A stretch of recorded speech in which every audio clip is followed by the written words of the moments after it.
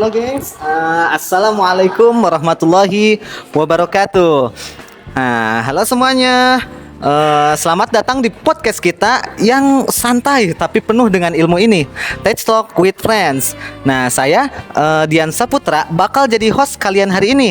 Nah, kali ini kita akan ngobrolin sesuatu yang terdengarnya teknis, tapi sebenarnya super menarik juga dan gampang dipahami, yaitu tentang algoritma backtracking. Nah, kedengarannya rumit ya. Sebenarnya enggak nih, tenang aja. Kita bahas dengan santai kok di sini. Dan hari ini juga gua nggak sendirian di sini.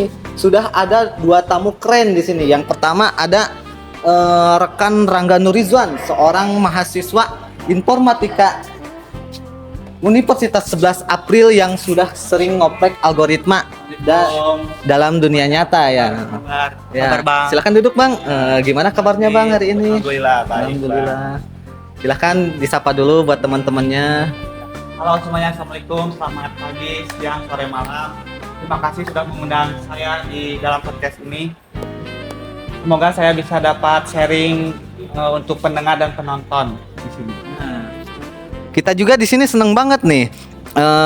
Rekan Rangga bisa gabung gitu. Dan juga kita kedatangan tamu kedua kita, yakni Rikan Diandre, seorang mahasiswa yang hobi banget belajar pemrograman ya. Ya Bang, silakan duduk Bang. Terima kasih. Nah, gimana kabarnya? Baik, kabar saya alhamdulillah baik ya. Semoga obrolan kita kali ini bisa bikin pendengar podcast kita lebih paham ya. Oke. Amin, amin. Nah, jadi sebelum kita mulai lebih jauh atau sebelum kita mengulik lebih jauh lagi, aku mau ngejelasin dulu nih secara singkat ke teman-teman pendengar. Nah, jadi algoritma backtracking itu semacam cara komputer untuk mencoba berbagai kemungkinan solusi dalam suatu masalah. Dan kalau ada yang gagal, dia bakal mundur dan coba jalan lain, mirip kayak main labirin lah. Nah, gimana? Bener gak sih penjelasannya Bang Rangga? Bener banget Bang, simple dan pas. Backtracking itu intinya kayak mencari jalan yang benar dengan nyoba satu persatu opsi tapi tetap terstruktur. Kalau jalan yang diambil salah, balik lagi ke jalan utama atau alternatif lain. Oke, keren banget. Nah, sekarang gua juga mau nanya nih ke Bang Diandre. Nah, sebenarnya backtracking ini dipakai buat apa sih dalam kehidupan nyata atau dunia pemrograman? Oke, pertanyaannya bagus banget ya. Jadi backtracking itu banyak banget aplikasinya. Misalnya di dunia game ada game teka-teki kayak Sudoku atau catur. Terus dalam dunia komputer bisa buat ngerjain masalah kombinasi seperti bikin password generator atau mencari jalur terbaik dalam suatu rute. Pokoknya semua masalah yang butuh eksplorasi kemungkinan, backtracking bisa menjadi solusi. Oh, wah.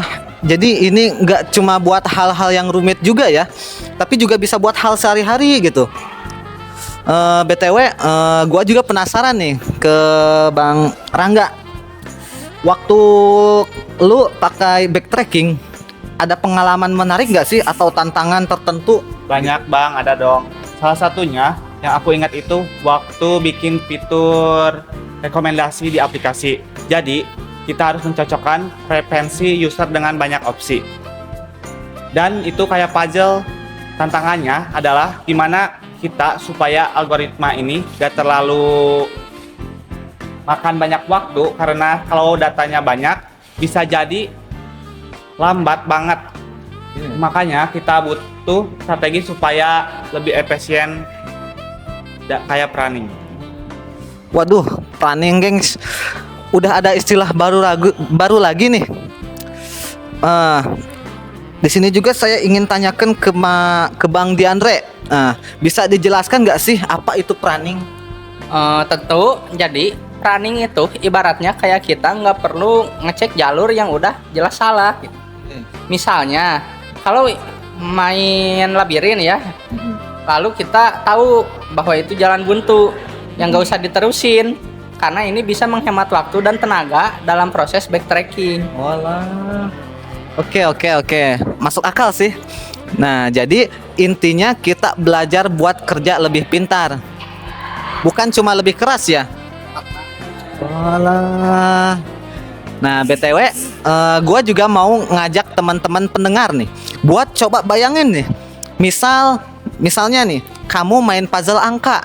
Terus kamu coba-coba semua kemungkinan, tapi sambil bikin catatan jalur mana nih yang udah salah, mana yang benar. Nah, itu persis kayak backtracking. Seru kan? Dan ini sebenarnya bisa diterapkan di kehidupan sehari-hari juga. Misalnya kalau kita cari solusi masalah pribadi atau pekerjaan, kita juga coba satu persatu. Terus kalau gagal ya balik lagi dengan cara coba cara lain atau alternatif lain. Menarik banget. Sumpah menarik banget.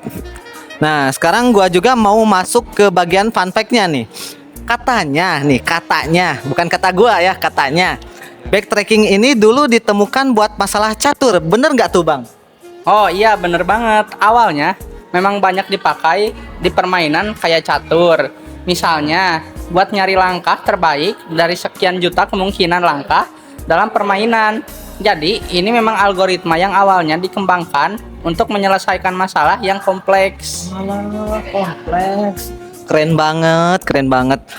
Gua mau bahas satu aplikasi backtracking yang mungkin temen-temen sering dengar atau pernah dengar lah. Nah, jadi aplikasinya itu namanya adalah Traveling Salesman Problem. Nah, pernah dengar nggak? Iya, pernah dengar. Itu klasik banget bagi kita. Intinya, salesman harus berkeliling ke beberapa kota dan cari jalur terbaik supaya jaraknya minimal. Oke. Kota dan cari, kalau pakai backtracking, dia bakal coba semua jalur yang mungkin. Tapi balik lagi, supaya efisien kita perlu planning dan heuristik. Oke. Wah, jadi makin kompleks aja nih. Walah. Nah, ngomongin hal menarik nih. Gua sempat baca sedikit-sedikit nih. Kalau algoritma ini juga dipakai dalam AI gitu atau artificial intelligence. Contohnya kayak di chatbot atau LNP. Betul nggak sih itu? Betul. Jadi, salah satu contohnya adalah untuk memprediksi jawaban atau memilih ya respon terbaik kita. Backtracking bisa membantu untuk mengevakuasi berbagai kemungkinan dialog berdasarkan konteks. Berdasarkan konteks. Wow. Oke.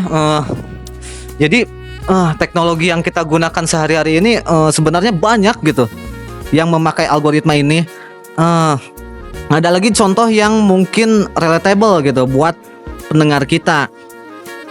Oh, ada. Misalnya, kalau kita pakai aplikasi booking tiket pesawat atau hotel, algoritma kayak backtracking bisa dipakai untuk mencocokkan preferensi kalian dengan banyak opsi. Jadi ada kemungkinan kalian dapat rekomendasi yang terbaik, hotel atau penginapan lain. Oke, nice. Bagus banget.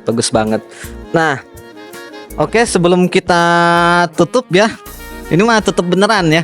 Ada pesan atau tips dari kalian nih buat teman-teman yang mau belajar algoritma backtracking. Nah, mulai dari Bang Rangga dulu nih. Boleh. Untuk pendengar dan penonton yang nonton dan dengar, tips saya, jangan takut nyoba dan jangan keburu mikir ini susah. Mulai dari masalah kecil kayak sudoku. Itu udah cukup buat latihan. Itu aja, Bang. Oke. Kalau dari Bang Diandre nih, tipsnya seperti apa gitu? Kalau dari saya sendiri, pertama-tama itu pahami konsep dasarnya dulu. Oh, dasarnya itu. Kalau udah ngerti cara algoritmanya itu berpikir, kalian bakal lebih gampang ngembanginnya. Dan yang penting, nikmatin proses belajarnya. Oke, thank you banget nih buat tipsnya. Wah, nggak kerasa ya, kita udah ngobrol lumayan lama gitu. Seru banget ya. Terima kasih nih buat Bang Rangga, buat Bang Diandre yang udah berbagi ilmunya hari ini. Buat teman-teman juga ya, pendengar, penonton, kalau ada pertanyaan atau topik yang pengen dibahas, kita bahas di episode selanjutnya. Nah, jangan ragu buat DM kita nih di sosial media. Ada di bawah ya, teman-teman. Sampai ketemu di episode berikutnya. And stay curious. Wassalamualaikum warahmatullahi wabarakatuh. Terima kasih Bang. Ya, kasih Bang, kasih Bang.